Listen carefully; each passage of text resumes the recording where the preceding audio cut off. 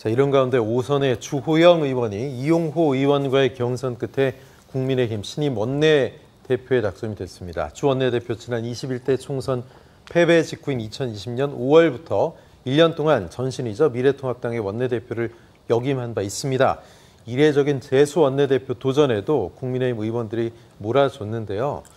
자, 물론 상대적으로 이용호 의원이 꽤 선전했다라고 해도 주호영 원내대표 당선, 이게 시사한 점이 뭐라고 보세요? 기본적으로 좀 반감이라고 생각이 들어요. 그러니까 저는 주호영 원내대표가 받은 61표에 주목하는 것보다는 이용호 의원이 받은 42표에 주목을 해야 된다라고 먼저 말씀을 드리고 싶어요. 상대적으로 많이 나왔어요. 많이 나왔죠. 그러니까 주호영 원내대표가 당선된 이유는 이거죠. 지금 집권여당 위기야.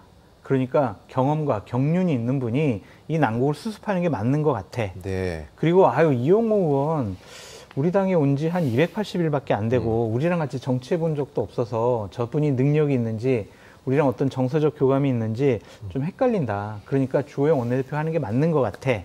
그리고 예를 들면 윤재옥 의원이라든지 김학용 의원이 출마 안 하는 것은 결국에는 대통령실의 뜻과 의지도 주호영 원내대표한테 있지 않을까? 그런 생각 때문에 된 거는 맞아요. 근데 하지만 42표라는 놀라운 표수가 이용호 의원에게 갔다라는 것은 반감이 있다고 봐요. 40% 가까이 나온 거니까요. 그렇죠. 어떤 반감이냐면 주호영 원내대표 저번에 비대위원장 법원 가처분 때문에 며칠 만에 그냥 그만뒀잖아. 저런 분이 다시 원내대표 하는 게 맞나?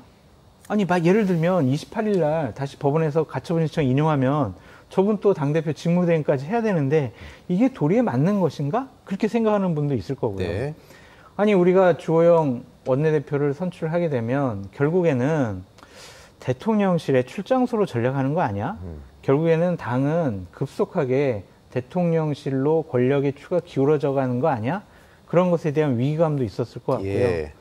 또 하나는 윤핵관들이 권성동 의원이라는 최고의 윤핵관이 우리 추대해가지고 주호영 의원 그냥 만듭시다. 박수로 합시다.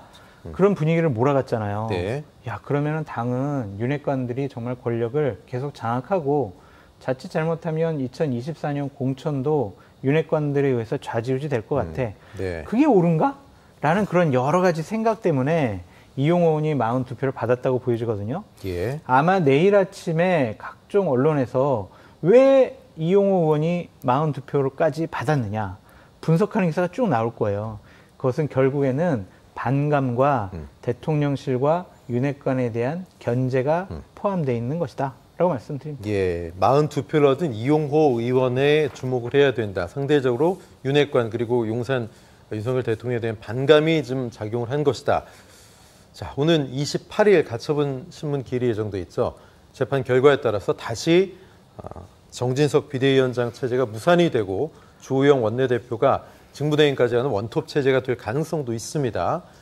거기다 이미 사법부가 판단을 해서 비대위원장이 한번 물러났던 분이기 때문에 주호영 원내대표가 다시 원내대표를 맡는 게 맞나?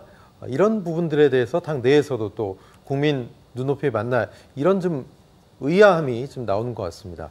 김성환 평론가 어떻게 보십니까? 자세한 당내 상황에 대해서 장성철 시작해서 말씀하셨기 때문에 제가 그에 대해서 더 덧붙일 말이 별로 없는 상황인데요. 그러니까 저는 정치는 상대적인 거니까 정치 전반에 관해서 말씀드릴 수밖에 없는데요. 그러니까 지난 대선 때 민주당이 패한 원인은 저는 민주당이 민주당한테 졌다 이렇게 생각하거든요.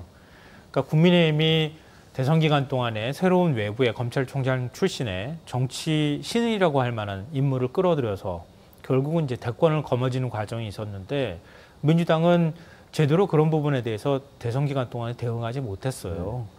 오히려 이재명 대표와 관련해서 여러 가지 이제 마타도전이 있었다고 생각하고요. 의혹 제기가 나왔을 때 그런 부분에 대해서 국민의힘처럼 그런 식으로 대응을 제대로 하지 못했어요. 그게 결국은 저는 대선 패배로 이어졌다고 생각하거든요. 근데 그렇게 신속하게 뭔가 대권으로 향하기 위한 권력 의지를 보여줬던 국민의힘이 진짜 집권하자마자 지금 넉 달 정도밖에 안 됐는데 이렇게 힘없이 와르르 다 무너지는 거예요. 물론 이걸 새로운 권력을 만들어가는 과정입니다. 이렇게 또 긍정적으로 평가할 수는 있겠지만 단순히 그걸로 설명하기는 어려운 현상이라고밖에 보이지 않는다는 거예요.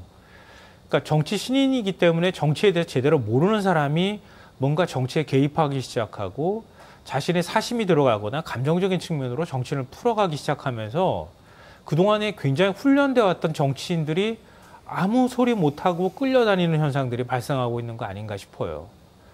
그러니까 이게 국민의힘이 이렇게 하고 나면요. 집권 여당으로서 제 역할도 하지 못하고 총선 때까지 이런 당 상황이 계속 지속될 가능성이 높다고 본다면 네. 다음번 총선에는 진짜 공천 학살 그 이상이 나타날 가능성이 있다고 보여요. 예. 그러니까 물론 민주당이 앞으로 어떻게 하느냐 이 부분도 매우 중요하겠지만 정치가 이렇게 허약해서 되겠는가. 정치인 개개인이 과연 이 정도로 무능력했는가라고 하는 데 대한 근본적인 의문을 갖게 된다는 생각이 들고요. 예. 이번에 원내대표 경선이 거기에 대한 일정한 균열을 보여주는 것이라는 생각이 들어요. 그러니까 의원들이 제 목소리는 비록 내지 못하지만 원내대표 선거 때 소극적으로 뭔가의 목소리를 내기 시작했다는 것으로도 비치거든요. 네. 근데 과연 이런 목소리가 앞으로 얼마나 어떻게 더 나올 수 있을 것이냐. 만약에 이게 공개적으로 의견 표명이 시작되는 그 순간 또 다른 비극이 시작될 수 있다. 예를 들면 영남권 의원들은 모르겠지만 수도권을 중심으로 한 당협위원장이나 의원들이 내가 이번 총선에서 정말 이대로 가면 다 죽는다는 생각이 들기 시작할 무렵부터 여당의 분열은 또 시작될 수 있다. 네. 그때 가면 이준석이라고 하는 정치인이 또 어떻게 등장할지 모르는 상황이 갈 것이다. 이런 부분들에 대해서 국민의힘 내부에서 지금부터라도 지금 이런 뭔가 예정돼 있는 비극으로 가지는 않았으면 좋겠다는 생각을 하게 됩니다. 알겠습니다.